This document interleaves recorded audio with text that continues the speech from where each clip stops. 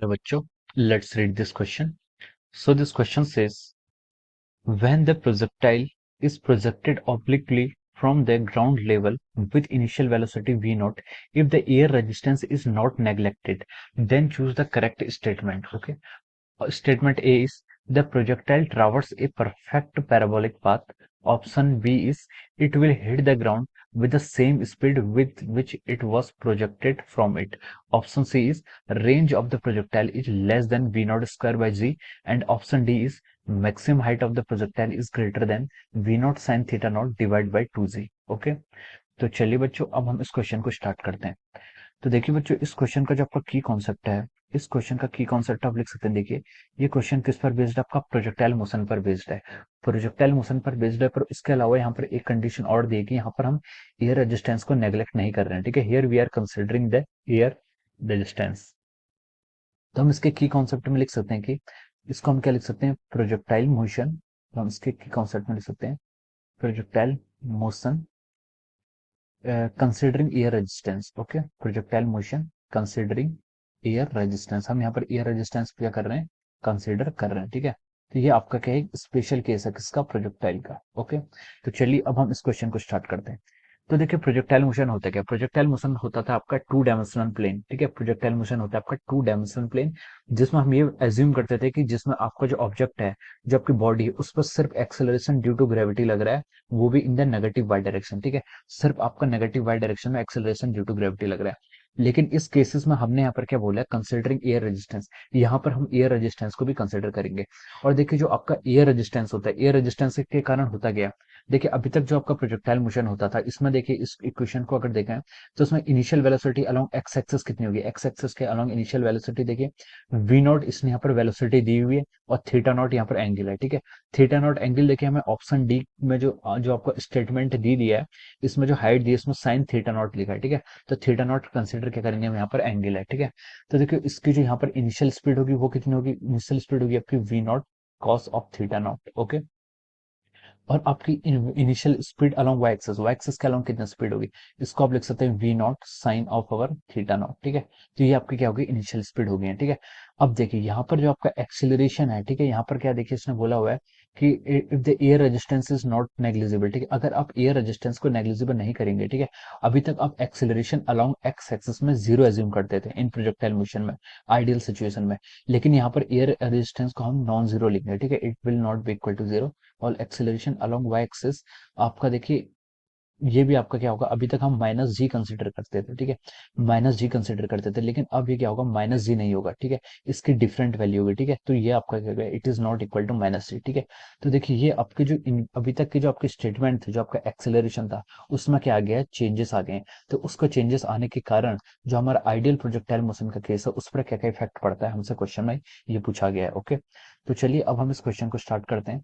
तो देखिए, first part में उसने बोला है कि चूज द करेक्ट स्टेटमेंट। हमें यहाँ पर करेक्ट स्टेटमेंट बताने। फर्स्ट स्टेटमेंट में देखिए, फर्स्ट स्टेटमेंट में उसने बोला है कि the projectile traverse a perfect parabolic path.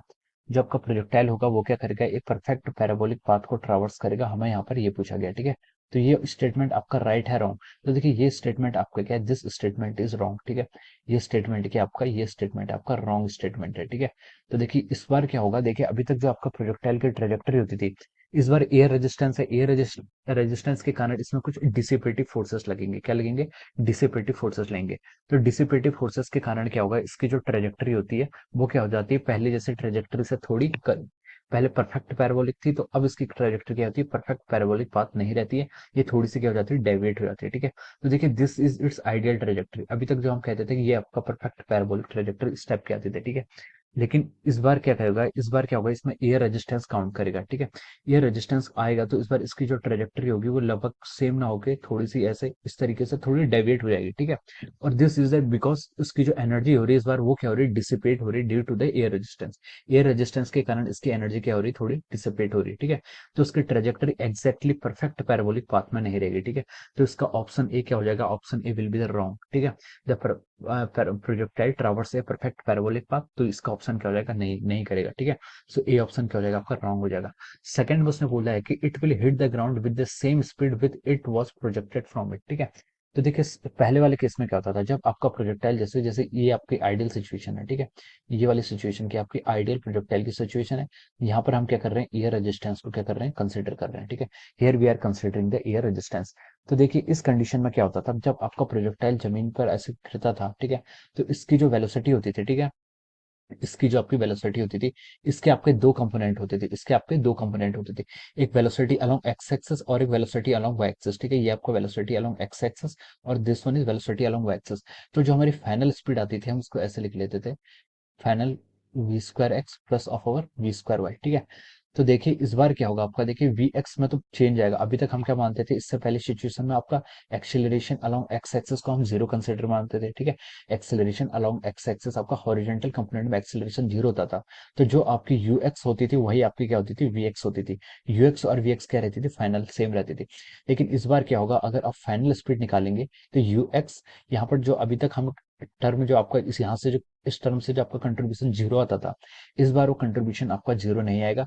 There must be some acceleration, let this acceleration को मैं ए अल्फा मानना, alpha is the acceleration due to the air resistance, ठीक है। ये क्या है, एयर रेजिस्टेंस के कारण एक्सेलरेशन आएगा। और ये क्या होगा आपका, नेगेटिव डायरेक्शन में आएगा। नेगेटिव डायरेक्शन इसलिए आएगा क्योंकि एयर रेजिस्टेंस जो होता है it always try to change the velocity, मतलब it always try to reduce the velocity. ये क्या करता है, वेलोसिटी जिस डायरेक्शन में आपकी फ्लो कर रही है, जिस डायरेक्शन में आपकी वेलोसिटी होती है, इसको अपोज करना चाहता है, ठीक है। तो आपके यहाँ पर क्या होगी, वेलोसिटी क्या हो जाएगी, इस केस में आपकी लेस हो जाएगी, ठीक है। वी एक्स के अलोंग जो वेलोसिटी की लेस होगी।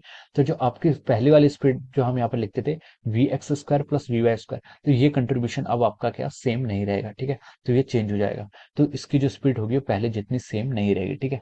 तो वही हमसे स्टेटमेंट ने पूछा था कि it will hit the ground with the same speed with which it was projected from it. तो इसका आंसर हो जाएगा नहीं, ठीक है। ये उस स्पीड से क्या हिट नहीं करेगी, ठीक है। तो B option will be our wrong. अब देखिए सी ऑप्शन में उसने क्या बोला है, सी ऑप्शन में उसने बोला है कि the range of the projectile will be less than v not का स्क्वायर वैल्यू, ठीक है। रेंज ऑफ द प्रोजेक्टाइल क्या होगी आपकी, लेस देन हो जाएगी, ठीक है। तो देखिए इससे पहले हम जो रेंज कैलकुलेट करते थे, जो हम रेंज कैलकुलेट करते थे, रेंज क्या होता था आपका, distance along x axis, x axis के अलोंग आपका डिस्टेंस को हम रेंज बोलते थे, ठीक है। इसका फॉर्मूला क्या होता है, देखिए you x T plus of over half A x into T का स्क्वायर, ठीक है। This is the formula for the range, ठीक है। ये आपका क्या है, रेंज का फॉर्मूला है, ठीक है। अब देखिए यूएक्स क्या होता है, initial velocity along x axis. ये कितना क्वेश्चन में देखिए, v not cos theta not into time t. और यहाँ पर एक्सेलरेशन अलोंग एक्स एक्सिस को यहाँ पर हमें कंसिडर करना है, ठीक है। अभी हम क्या करेंगे, यहाँ पर एक्सेलरेशन अलोंग एक्स एक्सिस को हम क्या करेंगे, कंसिडर करेंगे। तो देखिए टाइम की वैल्यू अभी जो भी हो, टाइम का जो वैल्यू है ये हमारी वाई इक्वेशन के अलोंग इक्वेशन निकालने, जो अपने वाई एक्सिस के अलोंग हम इक्वेशन सॉल्व करेंगे तो वहां से हमें टाइम की वैल्यू मिलेगी। तो देखिए यहाँ पर आपका जो नेगेटिव फैक्टर आ रहा है, क्या आ रहा है, नेगेटिव फैक्टर आ रहा है, ठीक है। तो इस नेगेटिव फैक्टर से क्या होगा, अभी तक आपका ये इस कंट्रीब्यूशन का टर्म क्या था, इस टर्म का कंट्रीब्यूशन जीरो था, ठीक है। लेकिन अभी यहाँ पर एक टर्म आ रही, तो उससे क्या होगा, जो आपकी रेंज होगी, रेंज क्या हो रही है, नेगेटिव में जा रही है, यानी कि रेंज आपकी पहले से लेस हो रही है, ठीक है। तो आपकी जो अभी तक रेंज होती थी, अभी तक इससे पहले जो आपकी आइडियल सिचुएशन में रेंज होती थी, आइडियल सिचुएशन की रेंज को हम ऐसे लिखते थे, u square sine two theta divide by g, ठीक है। U square sine two theta divide by g, या फिर इसको लिख लीजिए वी नॉट का square sine two theta by g, अगर हम उसको वी नॉट एंगल स्पीड से फेंक रहे हैं, ठीक है। अब देखिए साइन टू थीटा ये टर्म आपकी कांस्टेंट रहेगी, ठीक है। साइन टू थीटा कांस्टेंट इसलिए रहेगी, देखिए भले ही हम एयर रेजिस्टेंस कंसिडर कर रहे हैं लेकिन एंगल ऑफ प्रोजेक्शन आपका सेम रहेगा, ठीक है। तो ये टर्म आपकी क्या रहेगी, कांस्टेंट रहेगी, ठीक है। This term will be our constant. आपका रिजल्ट किस पर डिपेंड करता है, वी नॉट का स्क्वायर डिवाइड बाई जी, ठीक है। अब देखिए अभी आपके पास पहले आपका रिजल्ट क्या आता था, वी नॉट स्क्वायर बाई जी। लेकिन अभी आप एयर जो एक्सेलरेशन अलोंग एक्स एक्सिस है इसको भी कंसिडर करेंगे, तो इससे आपकी रेंज क्या होगी, देखिए माइनस में, तो रेंज आप क्या होगी आपकी लेस हो जाएगी, ठीक है। तो उसने हमसे यही पूछा कि the range of the projectile is less than v naught square by g. तो ये स्टेटमेंट क्या हो जाएगा आपका, this statement will be true. इस बार क्या है, रेंज क्या हो जाएगी, उससे पहले से लेस हो जाएगी। आप देखिए इस फिगर से भी समझ सकते हैं, ठीक है। पहले उसकी रेंज यहाँ तक थी, ठीक है। रेंज क्या होता है, हॉरिजॉन्टल एक्सिस के अलोंग डिस्टेंस। अब क्या होगी, वो लेस होगी due to the air resistance, ठीक है। ये आपका हो गया सी ऑप्शन, ठीक है। तो ये आपका हो गया सी पार्ट। अब हम देखिए डी स्टेटमेंट में आते हैं। डी में उसने बोला है कि आपका maximum height of the projectile must be greater than v not sine two theta by g, ठीक है। मैक्सिमम हाइट उसने हमसे यहाँ पर कैलकुलेट करने के लिए बोला है, ठीक है। तो देखिए मैक्सिमम हाइट पर क्या फर्क पड़ेगा इस बार, ठीक है। तो देखिए मैक्सिमम हाइट आपकी जो होती है, मैं यहाँ पर इसको यहाँ पर सॉल्व करता हूँ, ठीक है। मैक्सिमम हाइट क्या होती है, देखिए maximum height find out, maximum height होती है आपकी वाई एक्सिस के अलोंग की डिस्टेंस को हम मैक्सिमम हाइट बोलते हैं, ठीक है। तो देखो मैक्सिमम हाइट फाइंड आउट करने के लिए जो अभी तक हम फॉर्मूला यूज करते थे उसमें हमें वेरिएशन करना पड़ेगा, ठीक है। तो देखिए हमें पता है जब पार्टिकल अपनी मैक्सिमम हाइट पर होगा तो उसकी velocity along y, final velocity कितनी हो जाएगी, जीरो हो जाएगी। इनिशियल वेलोसिटी हमें क्वेश्चन में गिवन किया कितनी, v not sine theta not, ठीक है। ये आपकी वाई एक्सिस के अलोंग आपकी इनिशियल वेलोसिटी हो जाएगी, ठीक है। इस बार जो आपका एक्सेलरेशन होगा, एक्सेलरेशन में देखिए यहाँ पर कुछ चेंज आएगा, ठीक है। एक्सेलरेशन में कैसे चेंज आएगा, ठीक है। अब इस फिगर से हम इसको समझने की कोशिश करते हैं, ठीक है। देखिए मैक्सिमम हाइट के लिए मैं देखिए यहाँ पर आपकी जो मैक्सिमम हाइट है वो फाइंड आउट कर रहा हूँ। द पार्टिकल किसी भी एक पॉइंट पर होगा, ठीक है। पार्टिकल मान लीजिए इस पॉइंट पर है, ठीक है। तो देखिए इसमें acceleration due to gravity G तो आपका ऑलवेज डाउनवर्ड ही एक्ट करता है, ठीक है। जी आपका क्या करता है, इट एक्ट ऑलवेज डाउनवर्ड, ठीक है। लेकिन देखिए इसकी यहाँ पर इस पॉइंट पर इसकी वेलोसिटी वी वाई क्या है, पॉजिटिव डायरेक्शन में है, ठीक है। इसकी वेलोसिटी क्या है, पॉजिटिव डायरेक्शन में। तो इसकी वेलोसिटी अपवर्ड डायरेक्शन में है, तो जो एयर रेजिस्टेंस लगेगा, एयर रेजिस्टेंस की कोशिश ये होती है कि इस वेलोसिटी को डिक्रीज करने की। तो एयर रेजिस्टेंस आपका डाउनवर्ड डायरेक्शन में लगेगा, और मैं उसको क्या अज्यूम कर रहा हूँ, ए अल्फा, उसके कारण कुछ एक्सेलरेशन आ रहा है जिसको मैं क्या अज्यूम कर रहा हूँ, ए अल्फा, ठीक है। तो देखिए इस बार जो आपका नेट एक्सेलरेशन आ रहा है, पहले आपका सिर्फ जी आता था, इस बार कितना आ गया, आप देखिए आपका जी भी आ रहा है प्लस ऑफ ए अल्फा, ठीक है। इन दोनों एक्सेलरेशन को हम इस केस में क्या करेंगे, कंसिडर करेंगे। तो हम लिख सकते हैं कि इस बार आपका जितना एक्सेलरेशन आएगा वो आएगा आपका जी प्लस ए एल्फा, ठीक है। एल्फा सब्सक्रिप्ट में, this is for the air resistance. अब हम देखें यहाँ से मैक्सिमम हाइट निकालते हैं, ठीक है। तो मैक्सिमम हाइट पर क्या होता है, देखिए अब हम यहाँ पर कौन सा फॉर्मूला यूज करें, आपको वी यू ए गिवन है और एच निकालना है। तो आप देखिए v square minus u square equal to s का यूज कर सकते हैं, ठीक है। तो मैं यहाँ से लिख रहा हूँ v u square minus of our u square is equal to 2a into y axis के अलोंग डिस्प्लेसमेंट, ठीक है। फाइनल वेलोसिटी आपकी जीरो होगी, मैक्सिमम हाइट निकाल ले तो। इनिशियल वेलोसिटी की आपकी वी नॉट का square sine square theta not is equal to 2 into acceleration. Acceleration इस बार आपका क्या है, g into a plus l, sorry g plus a alpha, ठीक है। जी plus a alpha, this is the acceleration. और ये एक्सेलरेशन क्या आपका डाउनवर्ड डायरेक्शन में एक्ट कर रहा है, ठीक है।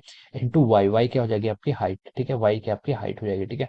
तो हम यहाँ से लिख सकते हैं जो आपकी वाई की वैल्यू आ रही है कितनी आ रही है, वी नॉट का square sine square of over theta not divide by g plus a alpha, ठीक है। अब देखिए ये आपका क्या है, इस केस में जब हम एयर रेजिस्टेंस को कंसिडर कर रहे हैं, ठीक है।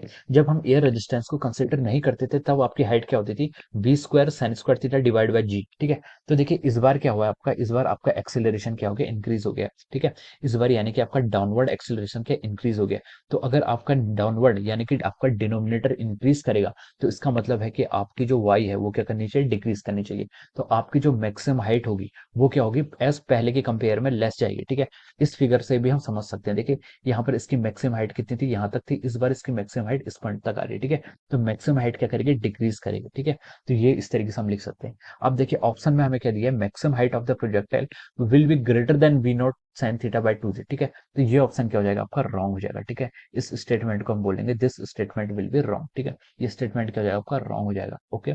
सो तो इसमें जो करेक्ट ऑप्शन आ रहा है वो क्या आ रहा है, ऑप्शन सी ही सर करेक्ट आ रहा है। और हमसे क्वेश्चन में बोला गया कि choose the correct statement, so we can write down from here, ठीक है। तो हम लिख सकते हैं कि इस क्वेश्चन को मैं आपका क्या रहा है, ऑप्शन सी इज करेक्ट। आपका जो क्या है ऑप्शन सी है वही क्या है, करेक्ट है। बाकी स्टेटमेंट आपका क्या है, रॉन्ग है, okay. So this will be the correct answer of this question. So I hope you all understood this concept. All the best and thank you so much.